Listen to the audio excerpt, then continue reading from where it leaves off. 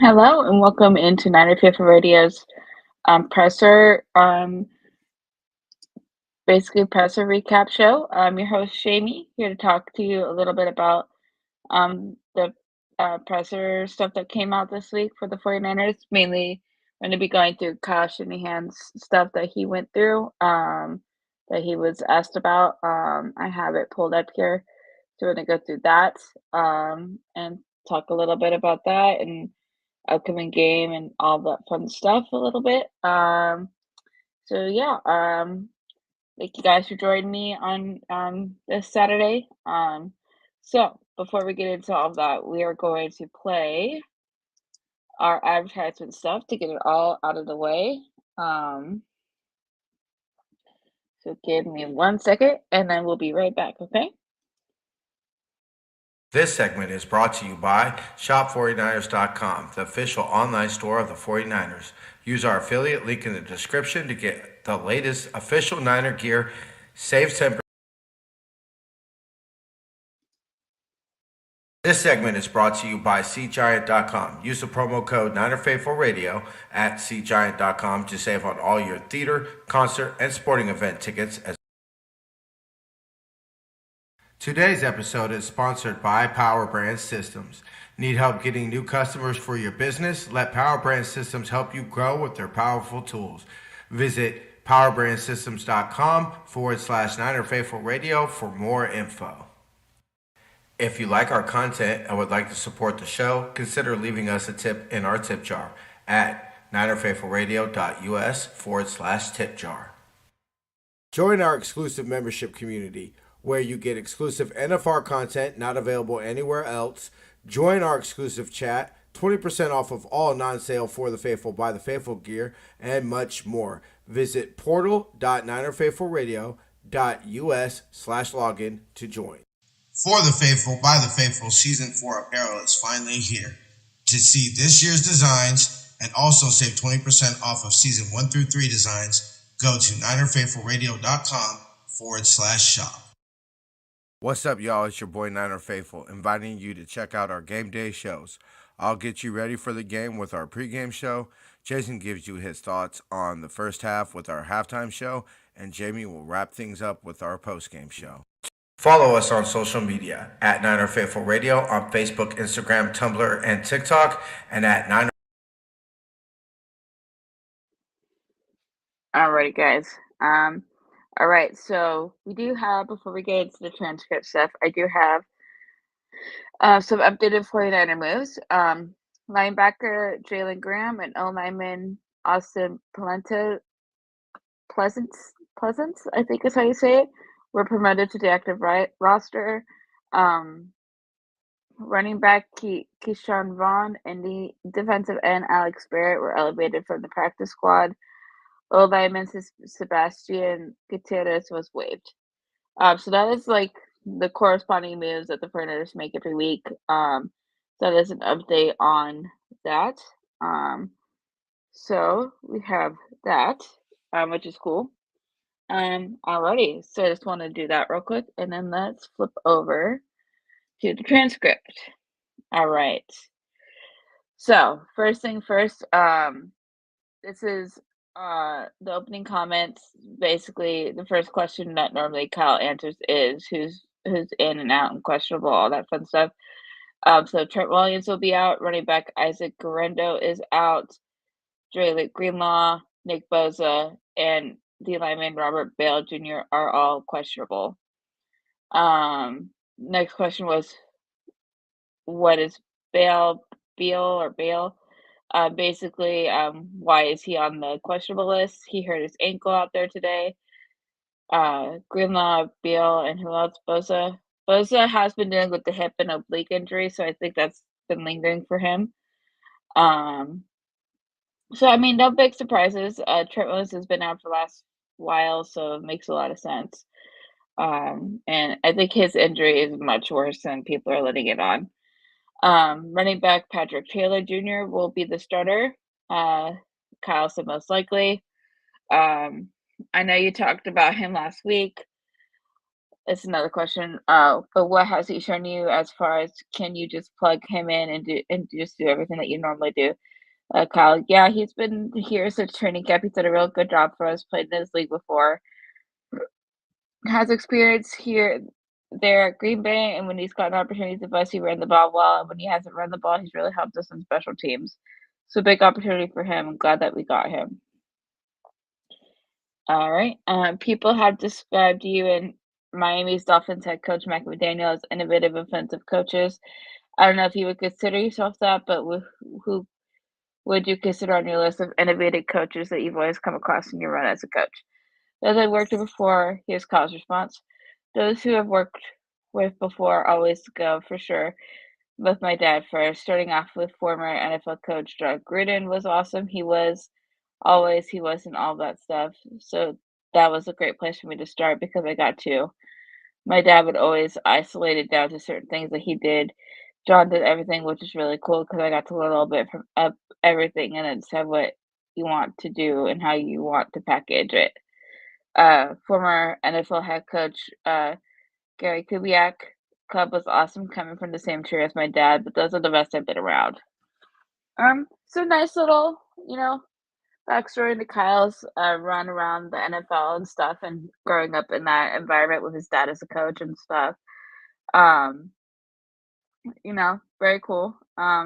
Not surprised he's asked about this. Him and Mike made a really great duo when McDaniel was here as our basically like our coordinator, so it was pretty cool.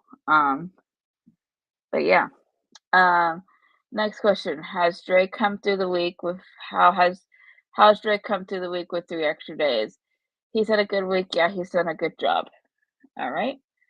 Um, did you hear what quarterback Brock Purdy had to say yesterday about? Next question: Did you hear about what quarterback Brock Purdy had to say yesterday about playing with a sense of urgency or a chip on his shoulder that he feels that maybe he lost some of that?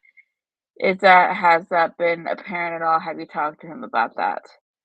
No, I heard about it because I had a radio show yesterday. They asked me about Brock saying he's gonna play with more of a chip on his shoulder, and so that was the other thing I heard about. He has a big chip on his shoulder as any player I've ever been around, so that throws me off. He's probably just trying to answer a question and came up with something to say for you guys. But Brock plays as hard and competitive as anyone I've ever been around.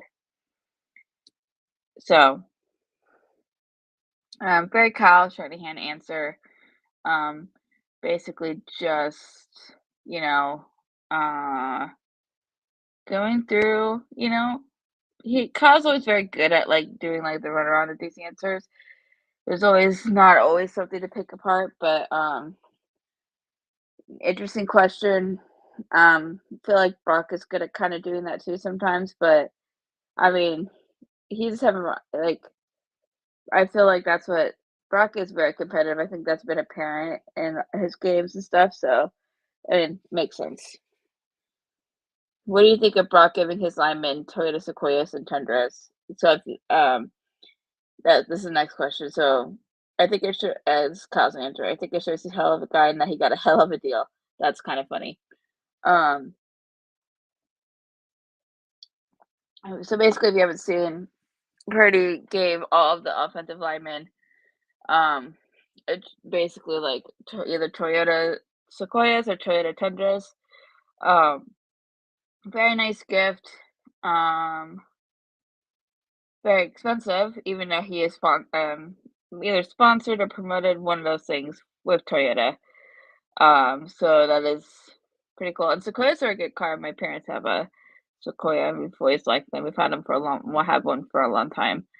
They're very good. Um, and I think that's a funny joke, but yeah, I've always been. I saw some tweets yesterday on Twitter talking about this and like how it all work, like the ins and outs of it work, because that is like kind of crazy, but it is pretty cool. Um, and I do think that shows that Purdy is a good guy, and he just, he wants to do what he always. I feel like he's somebody who always gives back. I did think over Thanksgiving he worked handing out turkeys or like dinners or something too, which is always nice. It's always great to see guys who do that because just shows that does a lot of other stuff besides football. It's nice.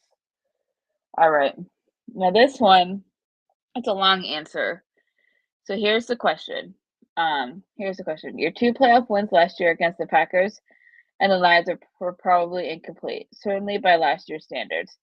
Did they, going forward into the offseason, did those games give you any pause or have you worried about any cracks that might be on this team? Okay, so that is the question. I'm basically talking about the Packers and the Lions playoff win last year and how and just how the team is moving forward. Um and if there's any positives, as you guys know, we struggled in the first half and somehow came back and won both of those games to make it to the Super Bowl. Um so here's Kyle's answer. No, not at all.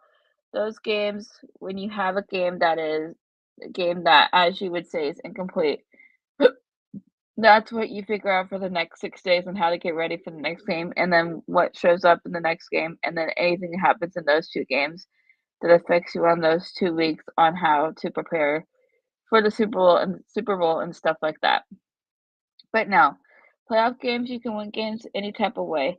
You look at the history of this league and you watch like the greatest show on turf who had all those points for them to get to the Super Bowl. I think they had to score a touchdown on the last couple of plays of the game. I forget the score. I think it was like 15-6 or something. But playoff games, you got to do whatever you've got. You got to do whatever you've got to win. What I remember about those is I don't think we came out playing great right away. I think what frustrated me last year about those games was clinching the 1 seed so early, having to find that way to play that last game when guys were also gonna get a bye week the next week, and how to kinda keep the routine going and stuff while you still wanted to rest guys a little bit. And I felt that a little bit in the first week, just as our team and stuff, but none that leads into, "Oh, this is the preview of next year," when you get into the off season. You evaluate all your personnel, which changes with the contracts and stuff. You evaluate the draft, and you build your team for training camp. So, that is Kyle's, response to that question. Um, yeah, I think it's a pretty fair response. I mean, this season has not gone the way of the Niners, and I think any of the Niner fans or anybody has hoped for. Um, but I do think, like, every year is different. There's different factors playing into each year and stuff like that, and I think we gotta remember that too. Um, and, with clinching the 1 seed so early, they did clinch it very early. That does kind of mess with because 'cause you're trying to do what's best for your players, trying to, like Kyle said, these guys the NFL is a grueling schedule, but it's a very routine schedule. You're either gonna have a game Monday, Thursday, or Sunday for the most part. Um, like, those are the days you're gonna be playing, um, sorry, and stuff, and you just gotta, you know,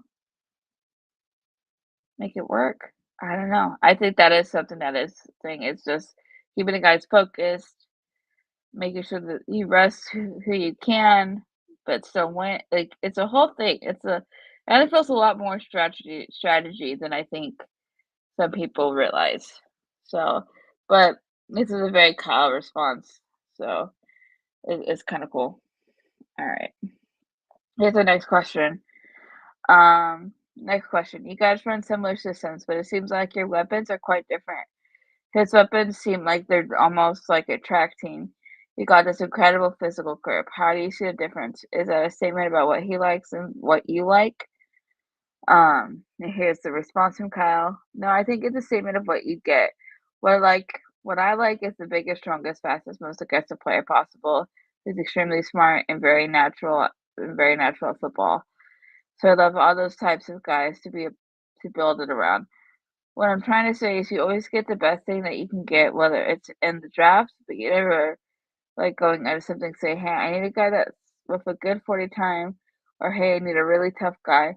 You need a good football player who can be the best starting running back you have, the best starting tackle, the best quarterback, the best receiver, rusher, whatever it is. And how do you get that guy? It's through free agency, it's through the draft, it's through guys who are already on your team, building them, improving them. And then you put together a scheme that goes with that. You're going when you're going to bring your scheme to another team, yeah, you bring like what you believe your foundation of football, but your scheme is based off the players that you have around you and how you give those guys the best chance to succeed. Um, yeah. Um, very classic Kyle's answer. But I do think that is that's always what I believed is like when coaches go to different teams, yeah, they have their own scheme, but they have to work with the players that they have available to them. And I think my philosophy would always be like, make it like work the best of what you have and try and make it work. Um, basically. And just keep trying to do that and to work through that and because even if you're starting off or whatever, you're gonna have the players that you have available to you. And yeah, you have the draft and you have free agency to get other players, but you basically have to work with what you end up getting and what you can able to get. So I think that's a pretty standard. Um, and but it is a fair question because the Miami Dolphins are known for being a fast team. So that's a fair question. All right. Um, tight end George Kittle says, next question. Tight end George Kittle says he still gets text messages from Miami Dolphins assistant head coach and tight ends coach John Embry telling him your stance is terrible, your footwork is trash. Is that tampering? Um, Kyle said, Kyle's response, if they were in our own division, I'd say yes. I try to get back at them. But no, I love John sending those texts. John's an awesome dude and I love the coach. And that's his style. And he's going to ride guys like that. I've got no problem with him running our guys if it helps him. It's pretty funny. Um, but yeah, that's pretty hilarious. But it makes sense. These guys build relationships with the coaching tree and their players, so makes sense. Next question. A popular talking point on the radio is that you need to reinvent yourself. Your offense is all over the league and everyone's caught up to it, and now you need to evolve or whatever. I assume some of that already happens every year. Do you agree with part of that, or is that just as a coach you're always doing that? Kyle's response. Um, that's what you try to do every single week. That's what you always try to do. But it's kind of like the other question when talking about schemes. You don't just say, "Hey, today I'm going to try to run the wishbone offense and stuff." It's what are the players that you have? What do you believe in, and what gives those guys the best chance to succeed? For a little bit here, we almost went with the running back possibility with Dallas Cowboys quarterback Trey Lance. You saw a different offense when he got out there. You see different things. You've got to adjust your players. I know what I want to do. I think we've got the players here to do that stuff, but reinventing yourself as you ask. I did have I did that having a mustache this offseason for a little bit. That's how I'd always look at that. And I'm totally joking, but when it comes to footballs, that's why I think coaches get a little too much credit too when a really good scheme is playing the players that you have and the best chance they have to max out and do their best. That's what we're always trying to do. Scheme will change with that. Um, Also another very Kyle response, and not too surprising. He's not gonna go out and say, "Yeah, I need to fix everything." I know that's been um a very popular topic of discussion this season. And I do think to some extent, I do think that defensive coordinators have kind of figured out what Kyle's doing a lot of times. Um, but I do think Kyle just tried to change it up, and when he's really hitting, I think he does a good job of that. It just he doesn't hit as often as he does normally. So, All right, next question. Along those lines, I think there's 18 teams. This is our final question, by the way. Along those lines, I think there's 18 teams in the league that run some variation of what you do. Are you flattered by that or are you frustrated by that? Kyle's response: It just is what it is. When they say they do what we do, the team's motion a lot more now. They believe in the play action a lot more. I think that comes from defensive coordinators and defensive coaches pushing that on offensive guys. I think the more young guys that come into the league, that's what they see a little bit more of. That's how that's kind of how it goes. When I got into the league, you see certain things, and I ran certain offense at Houston when I was there, went to Washington, tried to do a real similar offense, and it was totally different personnel, and I realized I couldn't run the same thing or had to adjust, and each year was different. Then we got in brackets Washington's Commanders former QB Robert Griffin III in there, which was a quarterback who had a running element. Then I had to do stuff that I'd never done before. Not because you're just reinventing yourself or trying to change the league, but you're trying to figure out what can help the guys that you have be successful. And that can change all the time depending on the player's skill set. But I say as a coach that if you want to make it in this league and you want to have some success in this league, you better be able to adjust to anything, or you're only going to be successful when you have the perfect situations. Um, so that is a really good point. I think that last statement, that last part that he put, where he says you're only going to be successful when you have the perfect situations, is very much true. I think that's when you see bad teams have really good games, is everything is working out the way that the scheme dictates and they're able to execute. Um, but the really good teams, the really, really good teams are able to adjust and be successful even when stuff is not working the way that they plan to, and they can adjust and improv on the fly. So, um, you know, Kyle's system, um, with like McFleur out there, McVay, like there's a lot of variations of this kind of system in the NFL now. And so I think, it just, I think they're right. It's going to become more and more popular because this is what the college kids, the young kids are getting used to, and, could become a staple. So, yeah. Anyway, that is it for that. Sorry we didn't have any actual audio clips this time. We we had some technical issues and weren't able to have them this week. So I thought I put that up there. If you're watching live, you saw the actual transcripts from the 49ers website, official website. So, um, yeah. Um, but yeah, that's about it, guys. Thank you guys for joining me this Saturday, and I will see you guys all tomorrow for the game against the Dolphins. Should be a fun one. And yeah, alrighty, guys. Well, I'll see you guys all tomorrow. Like I said before, TJ will do the post game, the pregame. Jason will do halftime. I'll be doing the post game, and yeah, we'll see you guys all tomorrow. Have a wonderful rest of your day, and as always, go Niners.